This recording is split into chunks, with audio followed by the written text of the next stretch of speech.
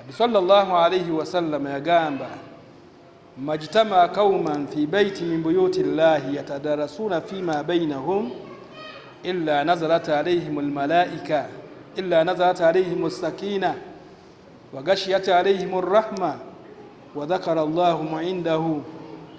Bantu basobola kwekunganya mu nyumba nga mu nju muno ngiya Allah subhanahu wa ta'ala mu muzikiti muno, naye ng'ekibakunganyiza si kunoonya bululu, kibakunganyiza tebali kuteesa nti oli agenda kuwasa, wabula ng'ekibakunganyiza kujja kubeera nti yatadarasuna fima bainahum, beeyigiriza amateeka ga Allah subhanahu wa ta'ala.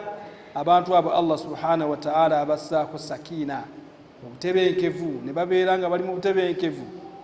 Abaleetera malayika ne ziba nti ziba bittikira okusaasira kwe, ate Allah subhanahu wa ta'ala n'atakoma okwo. Wa dhakara Allahu indahu, n'aboogerako nti tunulira abaddu bange bali awo batudde bali mu kusoma. Golooza Allah okwogerako kintu kyangu. Lwali ne bakugamba nti Museveni yakwogeddeko, owulira nga masha Allah, naye Allah akwogerako olw'ekiseera kyogenda okumala wano ng'otudde oli mu kusoma. N'olwekyo tobeera tolowooza nti oli kumalirawo wano budde bwo.